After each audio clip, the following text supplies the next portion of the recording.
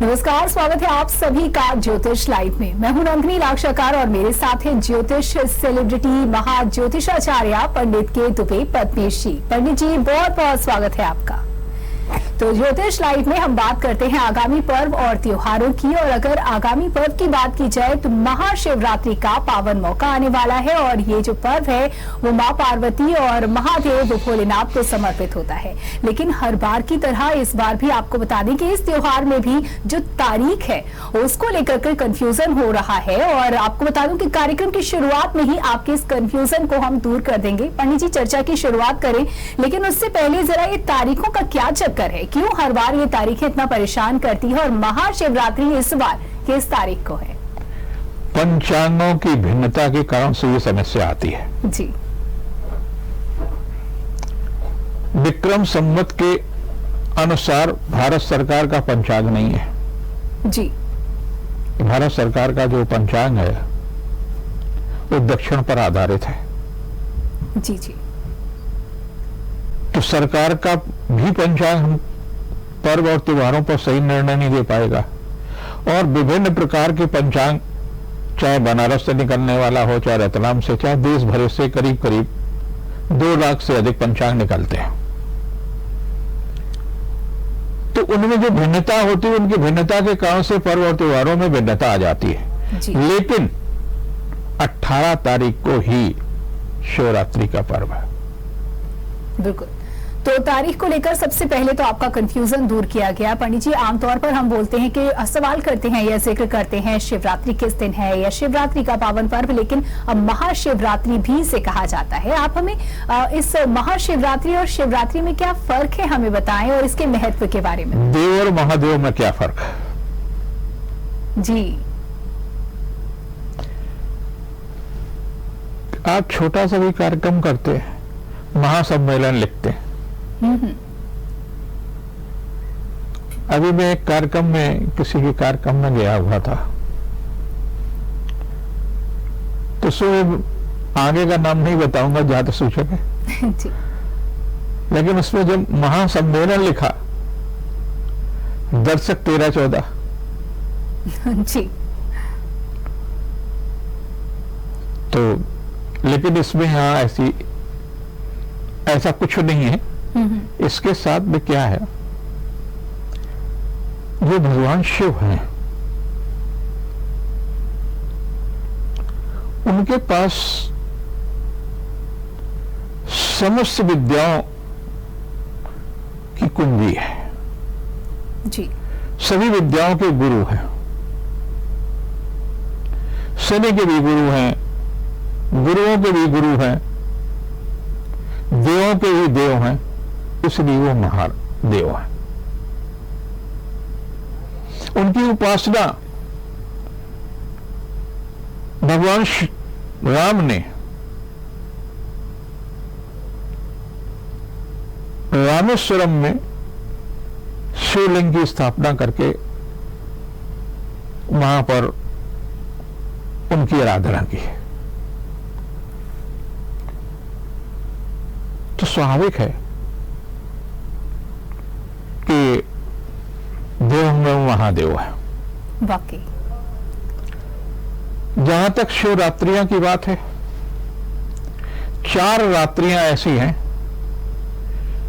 जिनमें से महानिशीत काल का पूजन होता है, वो शिव सिद्ध रात्रियां होती है जी। जिनमें ऊर्जा का प्रभाव बहुत होता है। महानिशीत काल दीपावली में, दशहरा में, होली में और शिवरात्रि पर जी। 4 ही पर्व जिनमें रात्रि में पूजन किया जाता, अपनी साधना को पूर्ण स्वरूप देने का एक प्रक्रिया है। इसमें भी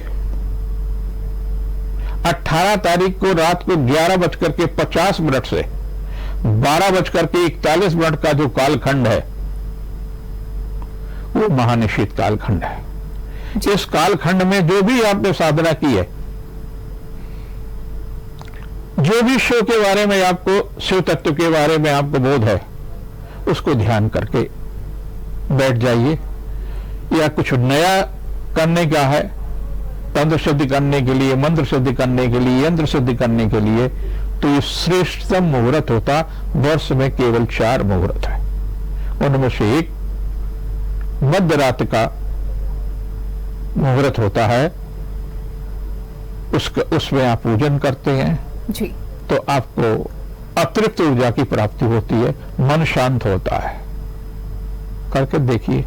फिर से समय बता देते, रात के 11:50 से 12:41 के बीच का महानिशीत काल है।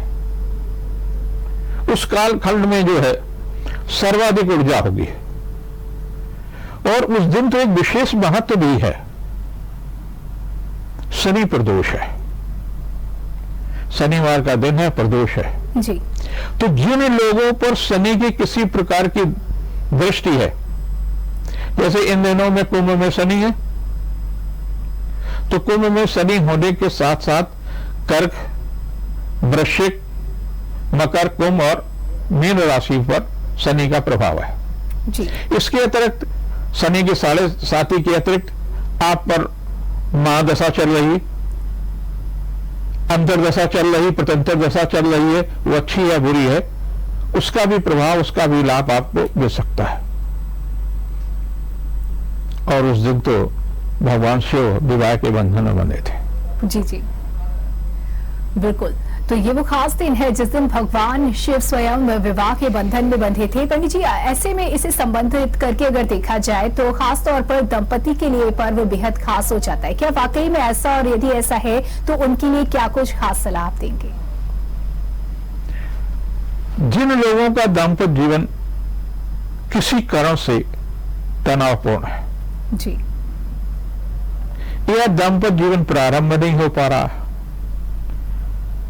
पति या पत्नी ट्रांसफर पोस्टिंग की वजह से बहुत दूरी पे रह रहे हैं, एक साथ नहीं जुड़ रही हैं, उनको सुबह संकल्प लेकर के साधना करना चाहिए कि संसार का श्रेष्ठतम दाम्पत्य जीवन आपका है जी। आप ऐसी कृपा करें देव, वो मेरा भी दाम्पत्य जीवन में जो व्यवधान है वो व्यवधान ठीक हो। और प्रदोष काल कहलाता है सूर्यास्त के 24 मिनट पहले और 24 मिनट बाद का, माने 48 मिनट का समय होता है जब आपकी पहली पूजा होगी जी। इसमें 4 पहर की पूजा है, यानी पूरी रात का पूजन है। 3 पहर रात के हैं और 1 पहर, मतलब 4 पहर रात के हैं। पहला पहर जो होता है प्रदोष काल का होता है। तो प्रदोष काल से पूजन स्टार्ट होती है, इसलिए रात्रि का पर्व माना जाता है, शिवरात्रि का पर्व माना जाता है, दिन का पर्व नहीं है। लेकिन खाने पीने में आपको बहुत सावधानी रखनी चाहिए, बहुत तला फला न खाइए, स्वास्थ्य आपका प्रभावित हो सकता है। मौसम के फल, अमरूद भी आ रहा है, बेर भी आ रहा है, बहुत सारी चीजें आ रही हैं, उनको फलों के आहार के रूप में, क्योंकि पर्व में फल आहार है, फलाहार माने फल का आहार करिए। फल के आहार में ही कहीं नहीं है कि आप खूब इतना तला फला, हमारे घर में भी बनता तला फला जी। हम नहीं खाते, एक अलग बात, बाकी लोग तो खाते ही हैं। हाँ जी। हाँ, क्योंकि अच्छा लगता है। पहले हम भी व्रती इसलिए रहते थे कि मेरी माँ बहुत बढ़िया बढ़िया व्यंजन बनाती, तो उसके लालच में व्रत रहते थे। तो बच्चे तो ठीक, उनको करने में कोई दिक्कत नहीं है जी। तो रात्रि के समय आप 4 पहर में अलग अलग श्रृंगार करेंगे, अलग अलग पूजन करेंगे, लेकिन मंत्र जिनका दाम्पत्य जीवन खराब वही करें। पत्नी है तो ओम नमो देव भगवते त्रिलोचनम त्रिपुरम देवी मैं पति का नाम बसम गुरु गुरु स्वाहा जी। और पति को करना है तो पत्नी का नाम लेकर के करना है। इस मंत्र का अगर आप जप करेंगे तो आप 40 दिन तक अगर आप जप करते हैं शिवरात्रि से, तो आपको 40 दिन में ही इसका प्रभाव दिखाई देगा। बिल्कुल। चलिए, ये तो बात हो गई जो जिनका दाम्पत्य जीवन को लेकर के मुश्किलें आ रही हैं या फिर शुरुआत है। लेकिन पंडित जी, जब किसी के जीवन में कुछ परेशानियां होती हैं, कुछ दिक्कतें हो चल रही हैं और लंबे समय से काम अगर ना बन रहा हो, तो इन तमाम परेशानियों को ध्यान में रखते हुए किस तरीके की पूजन विधि की आप सलाह देंगे? भगवान शिव अवघड़दारी है, जी। एक लोटे जल से ही प्रसन्न हो जाते हैं। जी। बेलपत्र चढ़ाते हैं, धतूरा चढ़ाते हैं, धतूरा का फल चढ़ाते हैं, लेकिन इनके लिए सबसे ज्यादा जरूरी जो है वो है अभिषेक। कई लोग रुद्राभिषेक करते हैं घर पर, कई लोग शिव को तरह तरह से पूजन करते हैं, लेकिन इनका अभिषेक जरूर करना चाहिए। सबसे पहले जब आप स्नान कराते हैं तो 4 बार आप उनको जल से स्नान कराते हैं। जी। अब प्रश्न उठता है कि 4 बार ही क्यों? जी। 5 बार, 3 बार, 7 बार क्यों नहीं? जी। हम आपके प्रश्नों का खुद ही उत्तर दे रहे हैं। जी बिल्कुल। प्रश्नों के बिना ही आपने जी। काम, अर्थ, धर्म और मोक्ष की प्राप्ति हो। जी। हम कभी भी नहीं चाहते कि आप सन्यासी बनकर जिंदगी जिए। हमसे बनता हमारा सनातन धर्म। जी। अर्थात आप जीवन के सभी उपलब्धियों को प्राप्त करें, दाम्पत्य जीवन का भी सुख प्राप्त करें, अर्थ भी खूब अर्जित करें, ईमानदारी से अर्थ अर्जित करें, धर्म में भी व्यय करें। जब आपके पास खुद ही कुछ नहीं होगा तो आप दूसरे पे कीचड़ तो उछाल सकते हैं, जब आपके पास देने के लिए कुछ है ही नहीं तो आप दूसरे को क्या देंगे? मानसिक रूप से आप जब खुद त्रसित है तो आप आपके अंदर 2 चीजें वही देंगे, इसलिए अर्थ को भी अर्जित करिए, अर्थ के बाद में धर्म, धर्म में भी खर्च करिए, तो अपने आप स्वतः ही आपको मोक्ष प्राप्त हो जाएगा। तो इसलिए हम 4 बार उनसे करते कि हमको चारों चीजें दें। जी जी। और उनसे चाहते क्या? आशीर्वाद।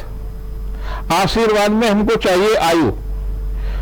आयुष, आशीर्वाद में आ से आयु, श्री से श्री बने पैसा, जी। वंश की वृद्धि हो और देने की क्षमता हो, तो सब कुछ तो आपको मिल गया वाकई एक आशीर्वाद में। तो जिन शब्दों का निर्माण किया गया बहुत सोच समझ करके भारतीय मनीषियों ने इन शब्दों की रचना की, और उनके अर्थ हैं आज भी और उस युग में भी। हम उसके बाद में जल अर्पित करते हैं। 5 तत्वों से शरीर की रचना है। हमारे 5 तत्व अगर संतुलित रहते तो हम बीमार नहीं होंगे।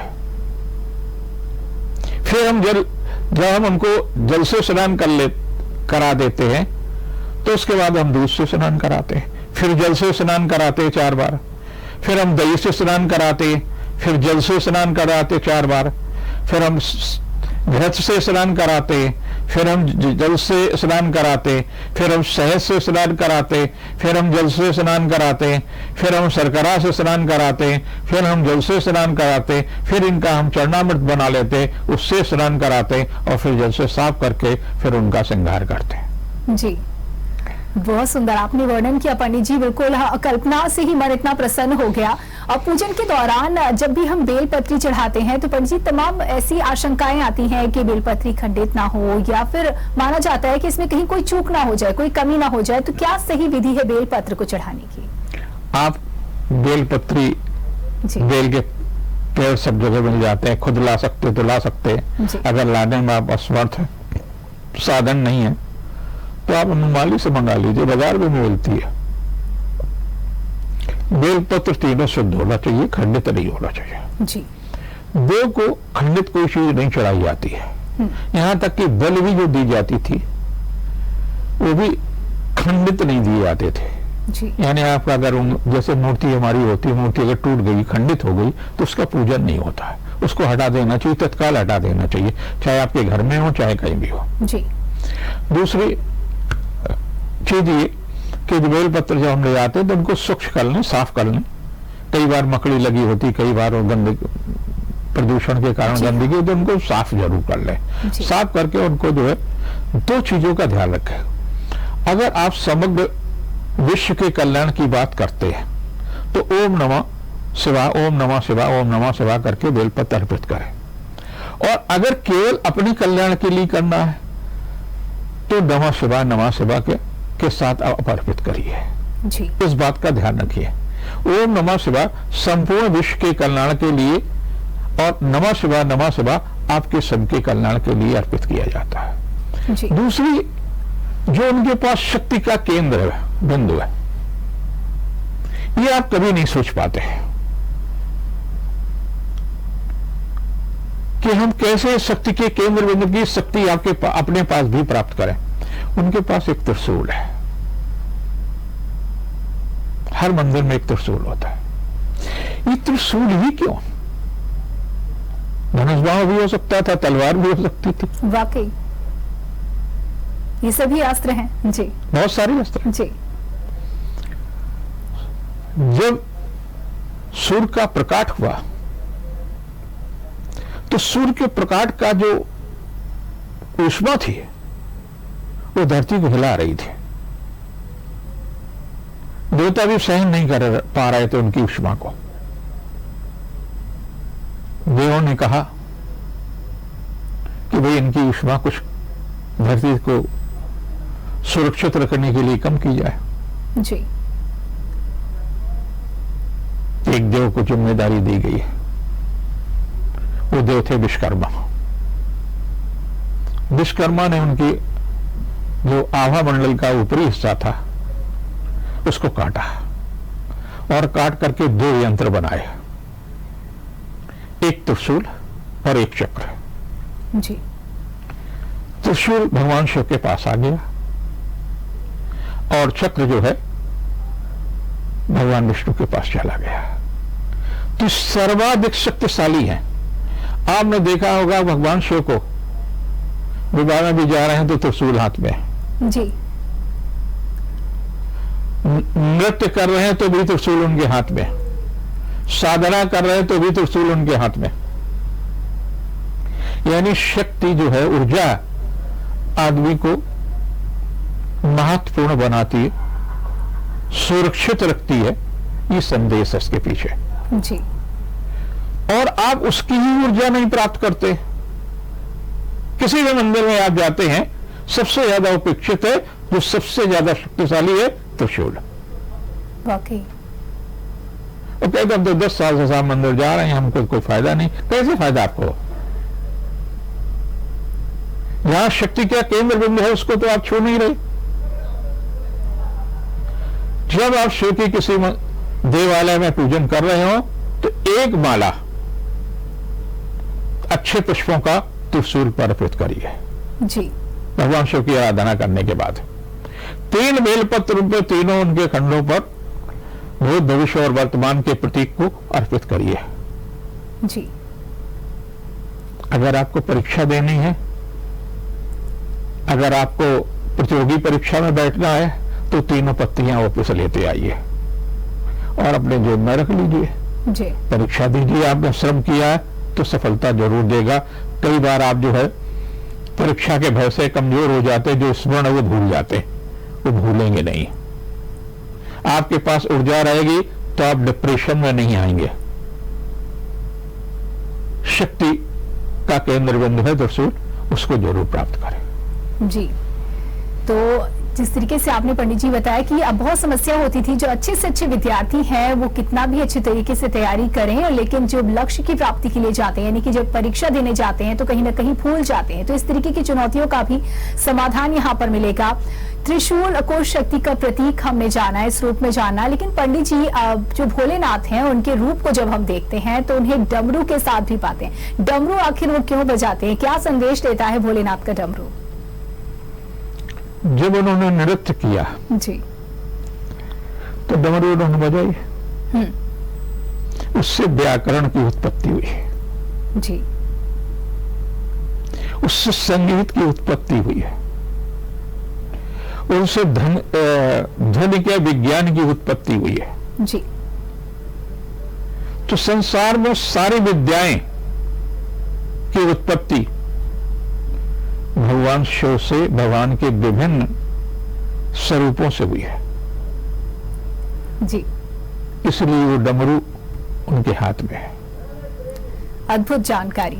तो अभी बातचीत का सिलसिला जारी रहेगा। बहुत सारे ऐसे सवाल हैं जो हमारे बीच में, आपके मनों में भी आते होंगे, और आज कोशिश यही है कि इन सभी सवालों के जो जवाब है वो आप तक पहुंचाए जाएं।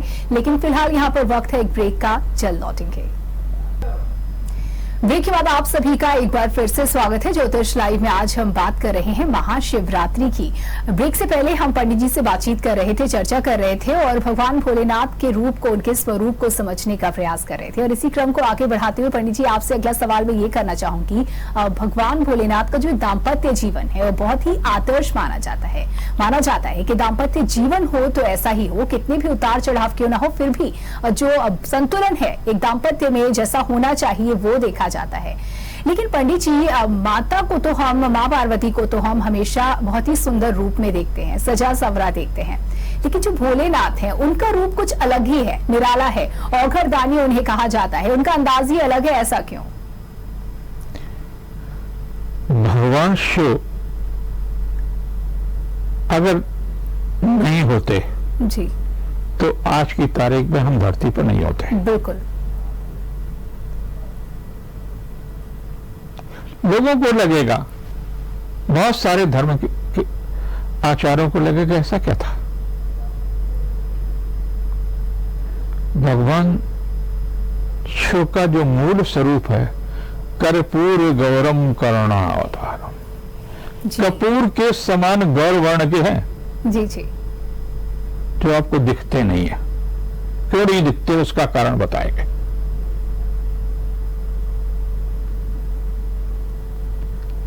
कि जो आज देव इतना सुंदर हो, जब समुद्र मंथन हुआ तो सबसे पहले विष निकला, कालकूट विष जी। उस विष को अगर धरती पर फैल जाता तो धरती समाप्त हो जाती। क्या करा जाए?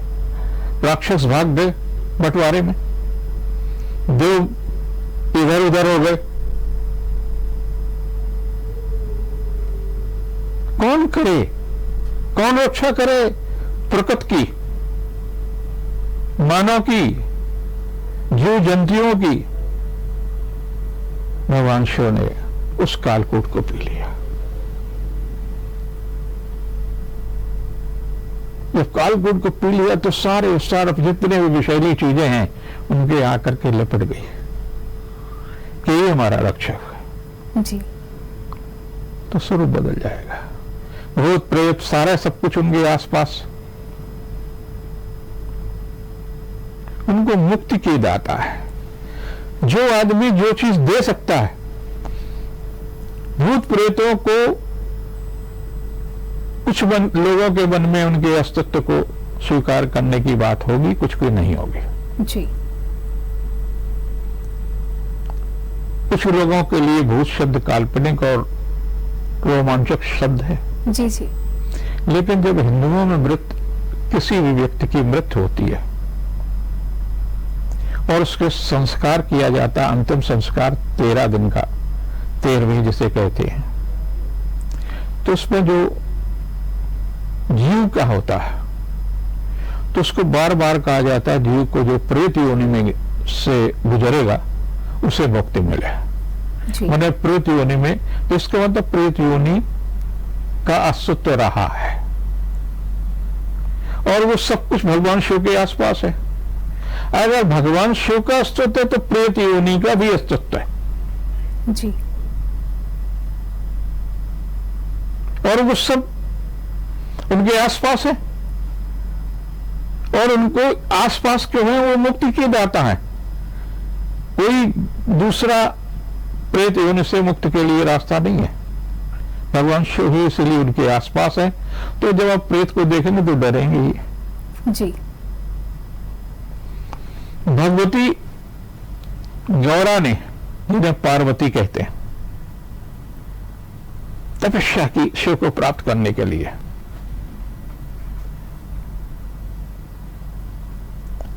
एक नाम इनका अपर्णा है, पत्ती खा खा करके साधना कर रही थी जी।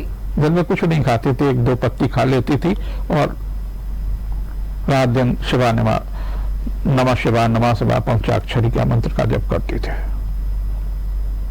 अब आप सोचिए, धूप, वर्षा, सर्दी और जंगल में बैठ करके साधना करना, और वो भी राजकुमारी है, राजा की लड़की, सामान्य नहीं, एकदम काली हो गई थी, विराट काली। जी। भगवान शिव प्रकट हुए उनकी तपस्या से,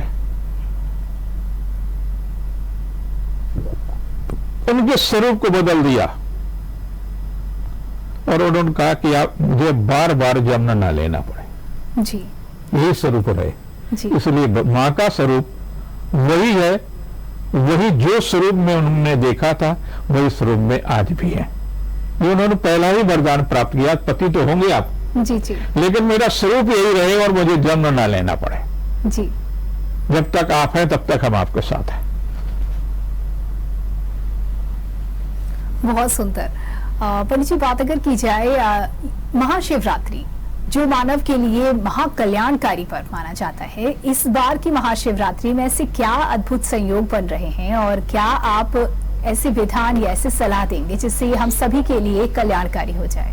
सूर्य पिता के घर में, सूर्य के घर में शनि और शनि भी वही है। जी। सूर्य का पुत्र जो है शनि है, दोनों आपस में शनियस्त है। शनि का एक भाई जिससे सारी दुनिया डरती है, जानती कौन है? जी। यम। यम। उससे कौन नहीं डरता? बिल्कुल। अगर कुछ भी हो उससे तो सभी डरते हैं। आपका अहंकार भी डरता है।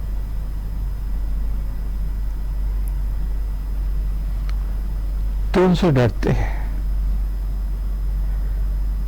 वो दोनों कुंभ में है और शनि प्रदोष है, तो आपके अंदर अहंकार की उत्पत्ति होना बड़ा स्वाभाविक है। और अहंकार को देव खाता है। जी। जब आप साधना करेंगे और अहंकार के साथ करेंगे तो आपका निश्चित रूप से अनिष्ट होगा। इसलिए साधना की पहली शर्त अपने अहंकार को त्याग दें। जी। और अहंकार बस अगर आप साधना कर रहे हैं तो उसके लिए परिणाम भुगतने के लिए भी तैयार रहिए। ठीक है, अवगढ़ दानी है, लेकिन अहंकार इतने बड़े दानी हैं कि एक बार एक राक्षस ने साधना की, शिव प्रसन्न हो गए, उन्हें मांगो,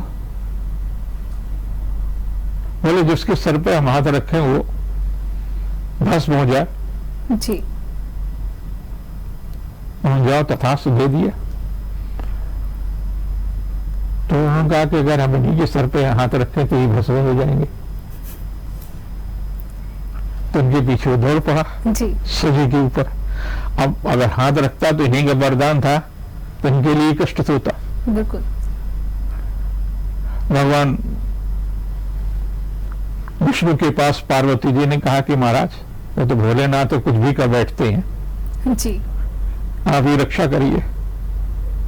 उन्होंने मोहिनी का रूप धर करके नृत्य करने लगे आकर के, तो उसका ध्यान भस्मासुर का उधर चला गया और नृत्य करते करते ऐसे ऐसे अपने ऊपर हाथ रख करके रखा, तो जैसे उसने हाथ अपने ऊपर रखा भस्म हो गया। जी। कितने बड़े दानी हैं कि विचित्र स्थिति बन गई है। है? जी। ऐसा कोई दानी मिलेगा कि सब कुछ अपना ही देने को तैयार हो जाए। एक बड़ा ज्योतिष में एक प्रसंग बड़ा प्रसिद्ध है। एक बेचारा गरीब आदमी दीनहीन स्थिति में, जैसा कि पूरे साहित्य में लिखा होता है, एक गरीब ब्राह्मण था। संभवतः वो भी ब्राह्मण ही रहा होगा। जी। साहित्य किसी ने सर्जित किया हो, लेकिन ब्राह्मण के लिए दो शब्दों का ही प्रयोग किया गया है। जी। गरीब ब्राह्मण, दरिद्र ब्राह्मण। उसको सम्मान से कभी भी नहीं देखा गया। आज भी होता है। तो पार्वती जी उस पर भगवती प्रसन्न हुई कि बेचारा इस उम्र में भी जो है किस तरह से दीनहीन में जाता। तो उन्होंने कहा प्रभु आप सबका इससे सुधार देते, इसकी भी सुधार दो। उन्होंने कहा इसके भाग्य में ही कुछ नहीं, इसने पूर्व जन्म में कुछ अच्छे कर्म नहीं किए हैं जी। और बड़े परिवार का था, राज परिवार का था, लोगों के साथ बड़ा दुराचार किया है, उसकी सजा भोग रहा। उन्होंने कहा कि नहीं फिर भी हम चाहते हैं कुछ इसको दे दिए जी। ठीक। उन्होंने एक तो हीरे जवाहरात की पोटली नीचे गिरा दी, इससे इसके कई पीढ़ियों तक भला होगा जी। तो कल्याण का ये प्रयास किया। हाँ जी। तो उसके मन में आया कि अगर हम अंधे होते तो कैसे चलते। तो उसने अपने आंख में पट्टी बांध ली, वो उछल उछल करके निकल गया, पोटली निकल गई। जी। उन्होंने कहा कि देखा मैंने तुमको बताया। बोले महाराज एक बार और अवसर दे दो। जी। तो मैं इतना बड़ा हीरा डाल दिया उसके आगे थोड़ी दूर पर। तो उसके मन में आया अगर मेरे पास बल होता तो मैं लाश से कितनी दूर कोई चीज कंकड़ फेंक सकता। तो जो कंकड़ थे फेंकते चले गए, जब वो हीरा आया तो सुमर भी लात मारी तो भी उछल करके गए। ओहो। तो उन्होंने कहा कि देखा भगवती, लेकिन तुम जो कहती हो मैं करता हूं, क्योंकि तुम पवित्र मन की हो, दूसरे पर करुणा करने वाली हो, इसलिए मैं करता हूं। इसलिए उनका दाम्पत्य जीवन अच्छा है। जब पत्नी करुणा वाली होती है, कल्याणकारी होती है, तो पति वो कार्य जरूर करता है और उसका दाम्पत्य जीवन सदैव अच्छा रहता है। जी। तो महाशिवरात्रि की जो महिमा है वो हम पंडित जी से लगातार सुन रहे हैं और इसकी महिमा कितनी अपरंपार है ये हम जानते जा रहे हैं। पंडित जी, महाशिवरात्रि के इस मौके पर पूजन के दौरान किन किन वस्तुओं को के आप उपयोग किया भोलेनाथ पर चढ़ाने की सलाह देंगे, या किन वस्तुओं को घर में लाना बहुत शुभ होगा जिससे हमारे भाग्योदय हो जाए? अगर आपकी सामर्थ्य है जी। तो एक बड़ा सा श्री यंत्र लाइए। जी। चैनल पर एक समय का अभाव होता है। शिवलिंग जो पूजन होती है और शिवलिंग का जो गर्भ है वो पार्वती का गर्भाशय है जी। यही कारण से उन्होंने कोई गर्भ नहीं धारण किया। संसार के कल्याण के लिए उन्होंने अपना गर्भाशय तक दे दिया। संसार में दूसरा कोई उदाहरण ही नहीं है। और जब आप यज्ञ करते हैं तो यज्ञ के जो वेदी होती है वो गर्भाशय आकृत की ही होती है जी। उसी के माध्यम से हम सारे संसार में सब कुछ प्राप्त करने की सामर्थ्य रखते हैं। आप श्री यंत्र उस दिन ले आइए, कम से कम 1 किलो से ऊपर का हो, और श्री सूत्र का पाठ करिए। श्री सूत्र भी महालक्ष्मी का है और वो भी स्वरूप भगवती का ही स्वरूप है। भगवान शिव प्रसन्न होंगे और आपको आध्यात्मिक बल मिलेगा, आर्थिक समृद्धि मिलेगी। आप कुछ दिन करके देखिए, 16 बार श्री सूत्र का पाठ नियमित रूप से करिए उस दिन से जी। घर में 2 शिवलिंग मत रखिए जी। तो ये सलाह जो है ये आप जरूर ध्यान रखिएगा। पंडित जी, चलते चलते क्या कुछ संदेश इस खास मौके पर? देव अहंकार खाता है और अहंकार ही आपके पतन का रास्ता होता है। किसी भी युग में कितना भी शक्तिशाली व्यक्ति हो, उसके विनाश का कारण अहंकार ही रहा हो।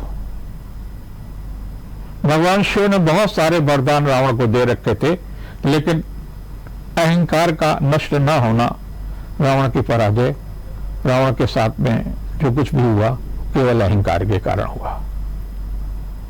आप रावण जैसे शक्तिशाली न बनिए, आप सुदामा जैसे गरीब भी बने तो भी ठीक है। और प्रभु की शरण में उनको भी मुक्ति मिली और उनको भी साम्राज्य मिला भगवान श्री कृष्ण की कृपा से। शिव की कृपा से न जाने कितने लोगों को क्या क्या मिल गया है। आपको भी मिलेगा। आप साधना करें पूरे मन से, पूरी अपने और अपने परिवार के कल्याण के लिए, भारत के कल्याण के लिए। नमस्कार। बहुत ही सुंदर बात कही आपने पंडित जी, बहुत बहुत धन्यवाद इन तमाम जानकारियों के लिए। और इसी के साथ ही आप सभी को महाशिवरात्रि की बहुत बहुत शुभकामनाएं। फिलहाल के लिए दीजिए इजाजत। नमस्कार। अगर आपको हमारा वीडियो पसंद आया हो तो हमें लाइक करें, सब्सक्राइब करें और ज्यादा से ज्यादा शेयर करें। और हाँ, बेल आइकॉन दबाना ना भूलें ताकि हर खबर का अपडेट आप तक पहुंचे तुरंत। आप हमें इंस्टा, ट्विटर और फेसबुक पर भी फॉलो कर सकते हैं। हमारी आईडी है @JMT News Flash।